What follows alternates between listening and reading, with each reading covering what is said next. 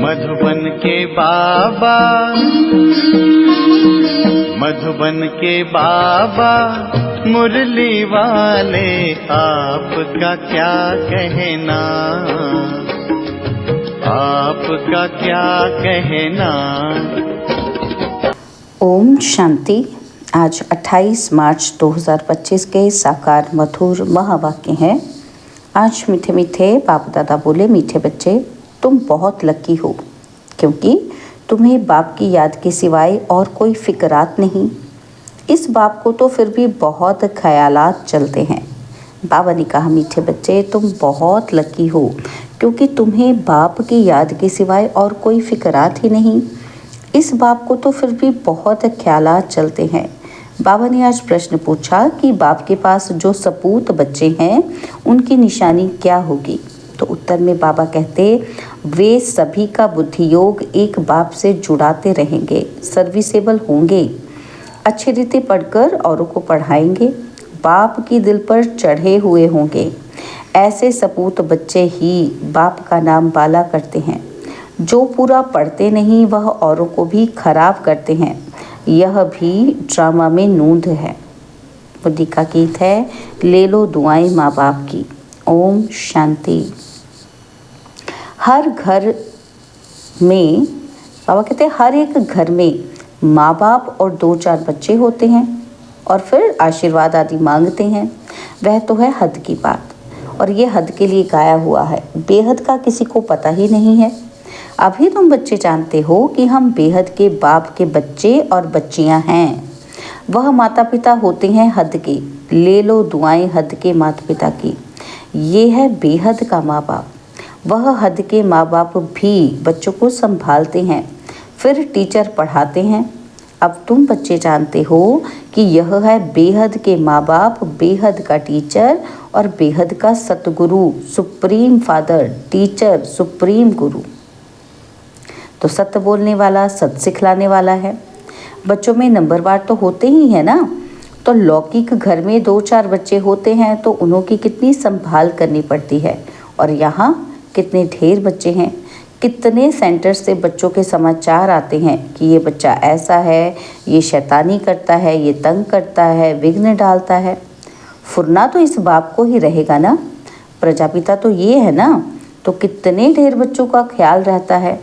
तब बाबा कहते हैं, तुम बच्चे अच्छी रीति बाप की याद में रह सकते हो।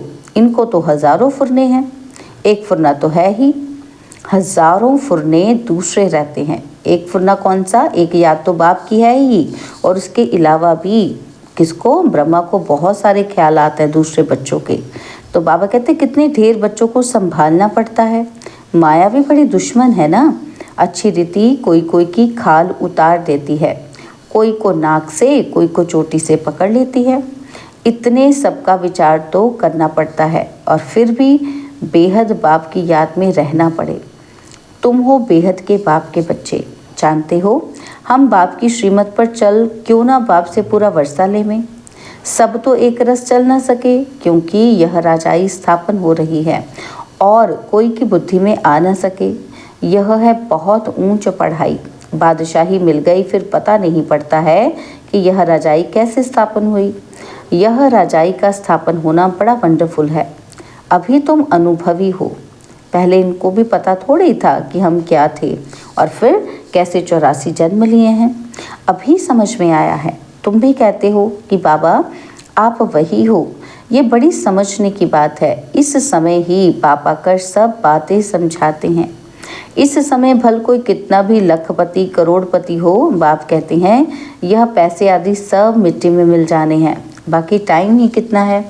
दुनिया के समाचार तुम रेडियो में अथवा अखबारों में सुनते हो कि क्या क्या हो रहा है। दिन प्रतिदिन बहुत झगड़ा बढ़ता जा रहा है, सूत मूंझता ही रहता है। सब आपस में लड़ते झगड़ते मरते हैं। तैयारियां ऐसी हो रही हैं जिससे समझ में आता है कि लड़ाई शुरू हुई कि हुई। दुनिया नहीं जानती कि ये क्या हो रहा है, क्या होना है। तुम्हारे में भी बहुत थोड़े हैं जो पूरी रीति समझते हैं और खुशी में रहते हैं। इस दुनिया में हम बाकी थोड़े रोज़ हैं, बाकी हमको कर्मातीत अवस्था में जाना है। हर एक को अपने लिए पुरुषार्थ करना है। तुम तो पुरुषार्थ करते हो अपने लिए, जितना जो करेंगे उतना फल पाएंगे। अपना पुरुषार्थ करना है और दूसरों को पुरुषार्थ कराना है, रास्ता बताना है। यह पुरानी दुनिया खलास होनी है। अब बाबा आया हुआ है नई दुनिया स्थापन करने। तो इस विनाश के पहले तुम नई दुनिया के लिए पढ़ाई पढ़ लो। भगवानुवाच, मैं तुमको राजयोग सिखाता हूँ। लाडले बच्चे, तुमने भक्ति बहुत की है। आधा कल्प तुम रावण राज्य में थे ना, तो यह भी किसी को पता ही नहीं कि राम किसको कहा जाता है, राम राज्य की कैसे स्थापना हुई। यह सब तुम ब्राह्मण ही जानते हो। तुम्हारे में भी कोई तो ऐसे हैं जो कुछ भी नहीं जानते हैं। बाबा के पास सपूत बच्चे वह हैं जो सबका बुद्धि योग एक बाप के साथ जुड़ाते हैं। जो सर्विसेबल हैं, जो अच्छी रीति पढ़ते हैं, वो बाप के दिल पर चढ़े हुए हैं। कोई तो फिर नालायक भी होते हैं, सर्विस के बदले डिसर्विस करते, जो बाप से उनका बुद्धि योग जुड़ा देते हैं। यह भी ड्रामा में नूंद है। ड्रामा अनुसार यह होने का ही है। जो पूरा पढ़ते नहीं हैं वो क्या करेंगे? औरों को भी खराब कर देंगे। इसलिए बच्चों को समझाया जाता है, बाप को फॉलो करो, और जो भी सर्विसेबल बच्चे हैं, बाबा के दिल पर चढ़े हुए हैं, उनका संग करो। पूछ सकते हो कि किसका संग करें, तो बाबा झट बता देंगे कि इनका संग बड़ा अच्छा है। बहुत हैं जो संग ही ऐसा करते हैं जिनका रंग भी उल्टा चढ़ जाता है। गाया भी जाता है, संग तारे कुसंग बोरे, कुसंग लगा तो एकदम खत्म कर देंगे। घर में भी दास दासियाँ चाहिए, प्रजा में भी नौकर चाकर सब चाहिए ना। ये सारी राजधानी स्थापन हो रही है, इसमें बड़ी विशाल बुद्धि चाहिए। इसलिए बेहद का बाप मिला है तो श्रीमत ले उस पर चलो, नहीं तो मुफ्त पद भ्रष्ट हो जाएंगे। यह पढ़ाई है, इसमें अभी फेल हुए तो जन्म जन्मांतर कल्प कल्पांतर फेल होते रहेंगे। अच्छी रीति पढ़ेंगे तो कल्प कल्पांतर अच्छी रीति पढ़ते रहेंगे। समझा जाता है ये पूरा पढ़ते नहीं है तो क्या पद मिलेगा। खुद भी समझते हैं कि हम सर्विस तो कुछ करते नहीं, हमसे तो होशियार बहुत हैं। होशियार को ही भाषण के लिए बुलाते हैं, तो ज़रूर जो होशियार हैं ऊंच पद भी वह पाएंगे।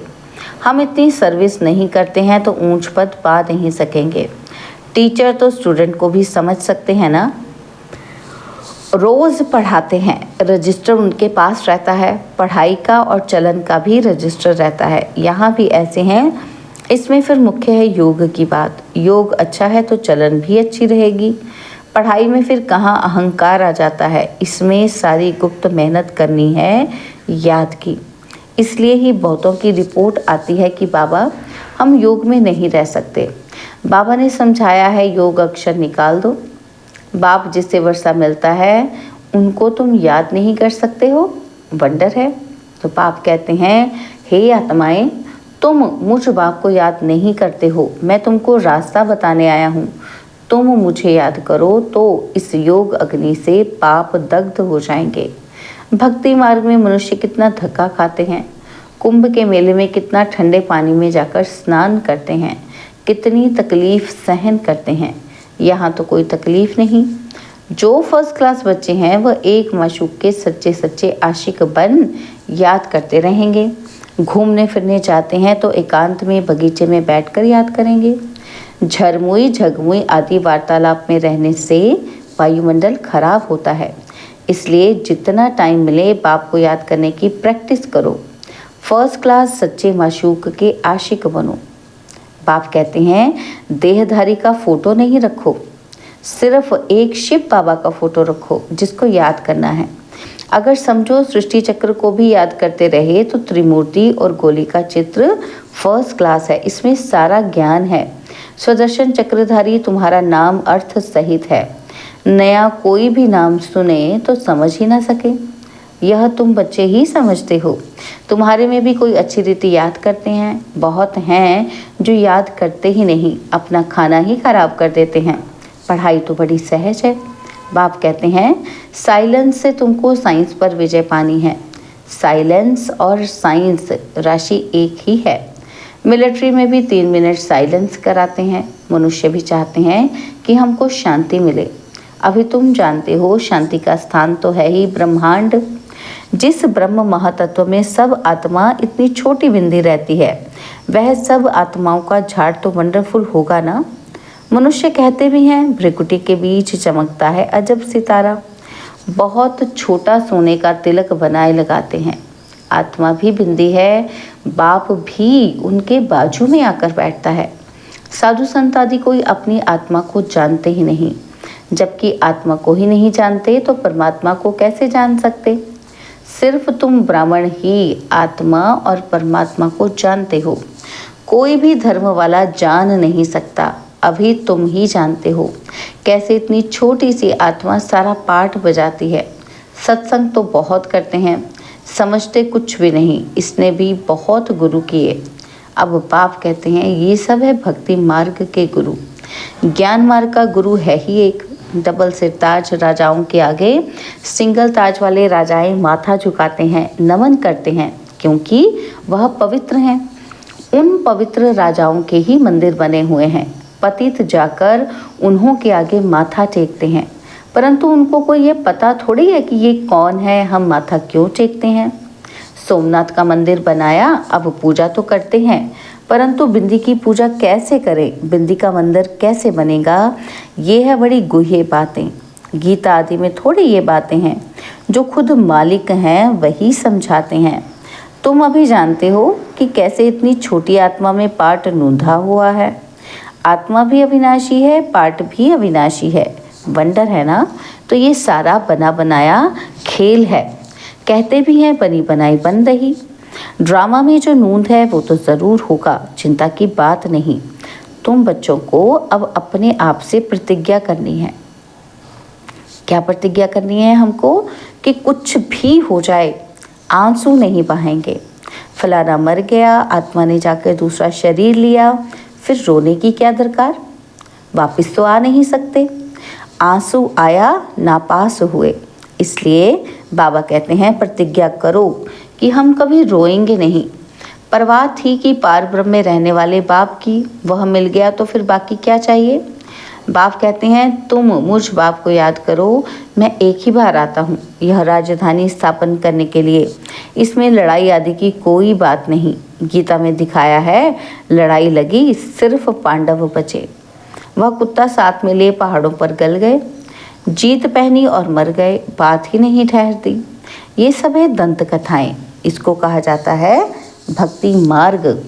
बाप कहते हैं तुम बच्चों को इससे वैराग्य होना चाहिए। पुरानी चीज़ से नफरत होती है ना, तो नफरत कड़ा अक्षर है और वैराग्य मीठा अक्षर है। जब ज्ञान मिलता है तो फिर भक्ति का वैराग्य हो जाता है। सत्युग त्रेता में तो फिर ज्ञान की प्रारब्ध 21 जन्म के लिए मिल जाती है। वहाँ ज्ञान की दरकार नहीं रहती। फिर जब तुम वाम मार्ग में जाते हो तो सीढ़ी उतरते हो। अभी है अंत। बाप कहते हैं अब इस पुरानी दुनिया से तुम बच्चों को वैराग्य आना है। तुम अभी शूद्र से ब्राह्मण बने हो, फिर सो देवता बनेंगे। और मनुष्य इन बातों से क्या जाने। भल विराट रूप का चित्र बनाते हैं, परंतु उसमें न चोटी है न शिव है। कह देते हैं देवता। क्या कह देते हैं? देवता, क्षत्रिय, वैश्य और शूद्र। बस शूद्र से देवता कौन बनाते हैं ये कुछ नहीं जानते। बाप कहते हैं तुम देवी देवता कितने साहूकार थे, और फिर वह सब पैसे कहाँ गए। माथा टेकते टेकते टिप्पण घिसाते पैसा गवाया। कल की बात है ना। तुमको ये बनाकर गए, फिर तुम क्या बन गए हो। अच्छा, मीठे मीठे सिकिलदे बच्चों प्रति माता पिता बाप दादा का याद, प्यार और गुड मॉर्निंग। रूहानी बाप की रूहानी बच्चों को नमस्ते। हम रूहानी बच्चों की रूहानी बाप दादाजी को दिल पहचान सिखवा प्रेम से नमस्ते। ओम शांति। प्यारे बाबा, मीठे बाबा, मेरे बाबा, शुक्रिया बाबा, शुक्रिया बाबा, शुक्रिया। धारणा के लिए मुख्य सार है। पहला पॉइंट है झरमुई झगमुई माना पर चिंतन के वार्तालाप से वातावरण खराब नहीं करना है। एकांत में बैठ सच्चे सच्चे आशिक बन अपने माशूक को याद करना है। और सेकंड पॉइंट है अपने आप से प्रतिज्ञा करनी है कि कभी भी रोएंगे नहीं, आंखों से आंसू नहीं बहाएंगे। जो सर्विसेबल बाप के दिल पर चढ़े हुए हैं उनका ही संग करना है। अपना रजिस्टर बहुत अच्छा रखना है। बाबा ने आज वरदान दिया, पावरफुल वृत्ति द्वारा मनसा सेवा करने वाले विश्व कल्याणकारी भव। पावरफुल वृत्ति द्वारा मनसा सेवा करने वाले विश्व कल्याणकारी भव। विश्व की तड़पती हुई आत्माओं को रास्ता बताने के लिए साक्षात बाप समान लाइट हाउस माइट हाउस बनो। लक्ष्य रखो कि हर आत्मा को कुछ न कुछ देना है, चाहे मुक्ति दो चाहे जीवन मुक्ति। सर्व के प्रति महादानी और वरदानी बनो। अभी अपने अपने स्थान की सेवा तो करते हो, लेकिन एक स्थान पर रहते मनसा शक्ति द्वारा वायुमंडल वाइब्रेशन द्वारा विश्व सेवा करो। ऐसी पावरफुल वृत्ति बनाओ जिससे वायुमंडल बने, तब कहेंगे विश्व कल्याणकारी आत्मा। स्लोगन है, अशरीरीपन की एक्सरसाइज और व्यर्थ संकल्प रूपी भोजन की परहेज से स्वयं को तंदुरुस्त बनाओ। अशरीरीपन की एक्सरसाइज और व्यर्थ संकल्प रूपी भोजन की परहेज से स्वयं को तंदुरुस्त बनाओ। बाबा के अव्यक्त इशारे हैं, सत्यता और सभ्यता रूपी कल्चर को अपनाओ। अब अपने भाषणों की रूपरेखा नई करो।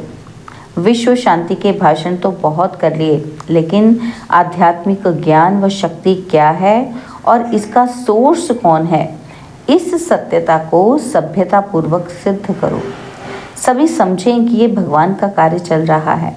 माताएं बहुत अच्छा कार्य कर रही हैं। समय प्रमाण यह भी धरनी बनानी पड़े, लेकिन जैसे फादर शोज सन है, ऐसे सन शोज फादर हो, तब प्रत्यक्षता का झंडा लहराएगा। ओम शांति।